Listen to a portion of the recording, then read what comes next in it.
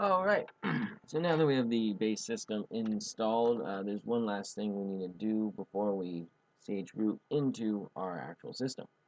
And that's create our fstab file. And so the fstab is essentially just a file that has all of your partitions mapped and where your directories and hard drives are all handled. It's something that your bootloader will read and use to set up your actual system. So luckily for us, within Arch Linux, we have a very easy way to do this. We can just use the command gen fstab, and we want to use the minus capital U, minus capital P, and then we define where the root of our file system is going to be. And so since we mounted our partition into /mnt, that's what we're going to use as the root. And we want to put the file in our partition, so we're going to use /mnt, and it's going to go into /etc/fstab, like so. And we can take a look at it too with vim.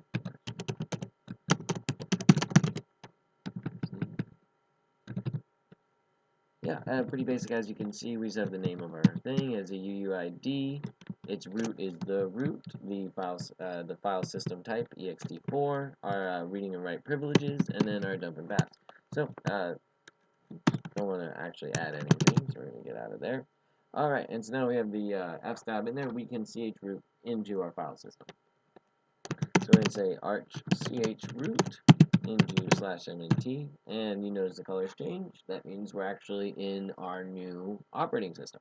So just couple things we need to do before we can actually set this to boot. So the first thing is, while we have internet through the disk ISO, we need to set up our interface so that when we reboot and the system has full control, it has internet. So we're going to use netctl along with DHCPCD. DHCPCD is a dynamic host protocol. It basically just assigns you an automatic IP address so that you don't have to worry about that. So we're going to use our package manager, pacman minus capital S, and we want netctl and DHCPCD. Alright. Number 1 is fine. Y. Alright, yeah. And so netctl is essentially just a program to interface with your network interfaces and assign them all the data they need so they can get onto the internet. So, lucky for us, netctl has a bunch of files examples of how to set up these interfaces, so we can actually just take a peek. We use ls/etc/netctl to get to its folder, and it has an examples folder in there. As you see, we have all these options. We're going to be using the Ethernet DHCP because this is a virtual machine, so it gets its internet from the host machine, and because of the way that's set up, it has an Ethernet interface rather than a Wi-Fi interface, even if you're not on Ethernet on your host machine. So the first thing we need to do to set this up is we need to find out what our interface's name is. So we can use the command ip-addr, and we see here we have our loop back, which is number 1. We don't need to worry about that. And we have enp0s3. And so this is our Ethernet interface that we're going to set up to connect to the internet.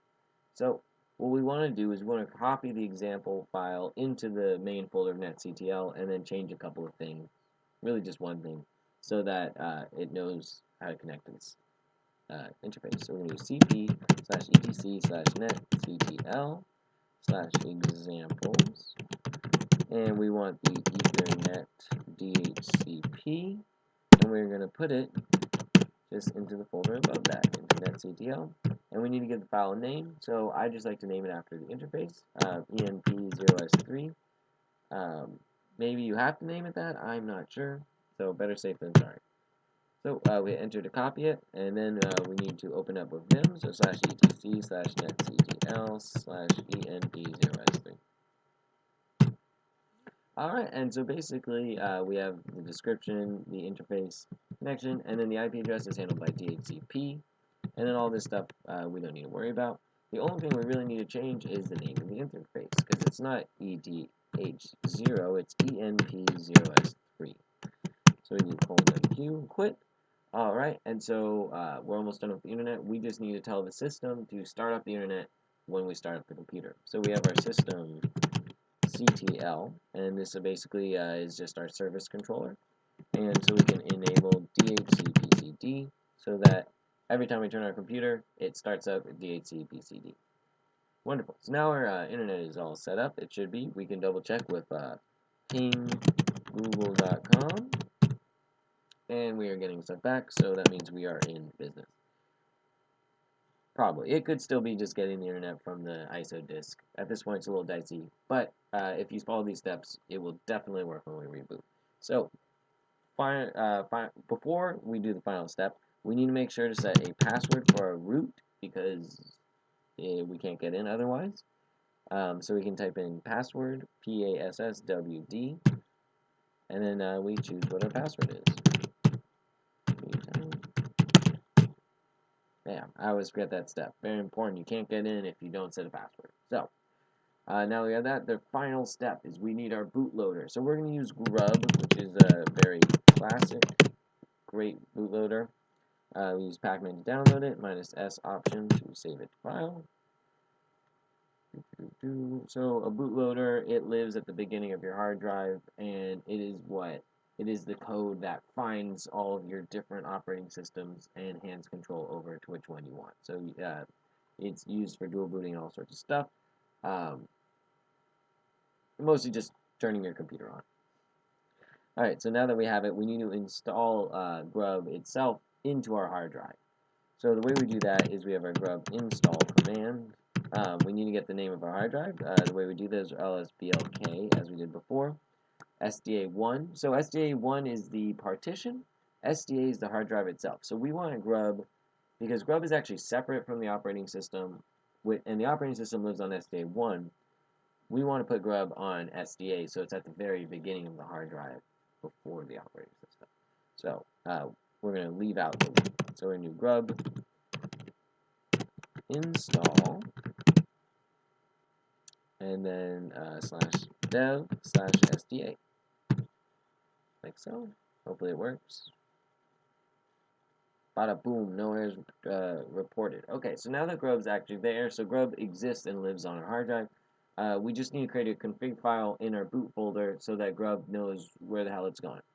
So we have another handy dandy tool, which is grub-mkconfig, or make config. We use the -O option, and we're going to put it in our boot folder. So in /boot/grub/grub.cfg. Generating a config file. Wonderful.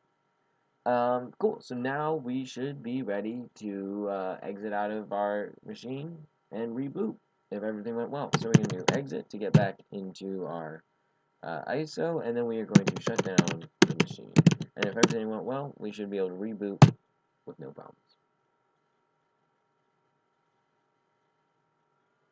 Alright, so one thing that we need to do is we need to take the disk out so that it doesn't just load right back in to the install disk.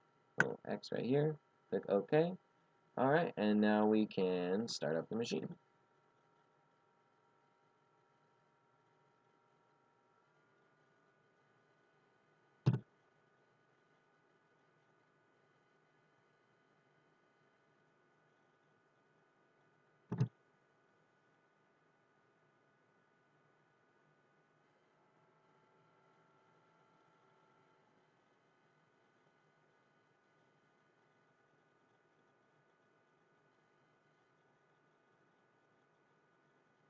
Alright, cool. So it looks like we have booted fine, so we can log in with root and whatever password you entered before, and we're in.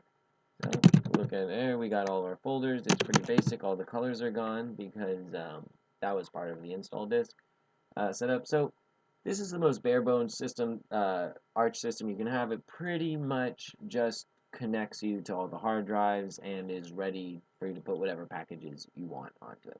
So before you do any of those packages, you're definitely going to want to create a new user, and you want to generate some locales, and you probably want to give that new user sudo privileges. So, but that's all we have for right now. Congratulations on your first setup, if it worked. If not, start from the beginning.